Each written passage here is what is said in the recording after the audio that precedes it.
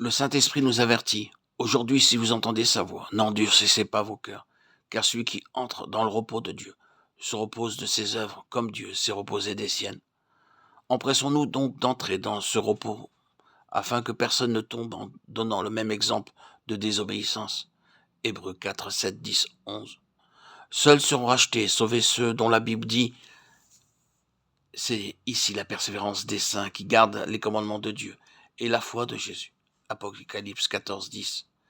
Des plaies et des jugements terribles vont bientôt s'abattre sur l'humanité qui aura reçu la marque, le nom ou le nombre de la bête, ou qui adorera la bête et son image, qui se soumet à l'autorité politique ou religieuse de l'Antéchrist, et qui par cet acte aura pris position contre la volonté et l'avertissement clair de Dieu.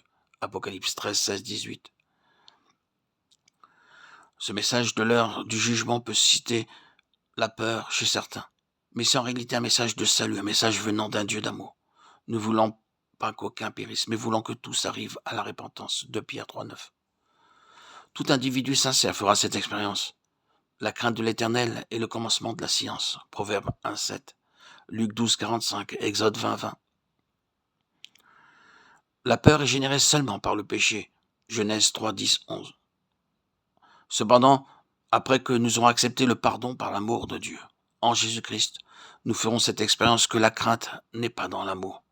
Mais l'amour parfait bannit la crainte. Celui qui craint n'est pas parfait dans l'amour. Pour nous, nous l'aimons parce qu'il nous a aimés, le premier, 1 Jean 4, 18, 19. Le sentiment d'être perdu laisse la place à l'assurance du salut, et la peur de Dieu, au respect et à l'amour. Le désespoir est remplacé par de la persévérance, et la peur générale par une attente joyeuse de l'accomplissement d'une promesse divine. L'offre de Dieu, le temps accordé pour la repentance et le retour durera seulement une courte période de temps.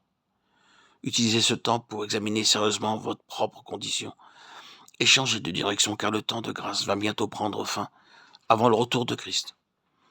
Les signes des temps nous disent que nous sommes dans la toute dernière heure de l'histoire de cette terre. Nous vivons à la fin des déclarations prophétiques sur les 10 orteils de la statue dans Daniel, chapitre 2, 31-35, 41-45, et leur description parallèle sur les 10 cornes de Daniel 7, 7, 8, 19, 26. Lorsque nous considérons les efforts d'unification politique des 10 orteils décrits dans Daniel 2, 41 à 43, nous y reconnaissons les efforts actuels d'unification politique en Europe qui sont prophétisés. Mais ils ne seront point unis l'un à l'autre, de même que le fer ne s'allie point avec l'argile.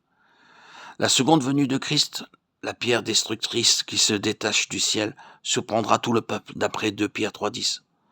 Le jour du Seigneur viendra comme un voleur. En ce jour, les cieux passeront avec fracas, les éléments embrasés se dissoudront, et la terre avec les œuvres qu'elle renferme sera consumée. C'est pour cela que tous sont invités par Dieu. Crains Dieu et observe ses commandements. C'est là ce que doit faire tout homme.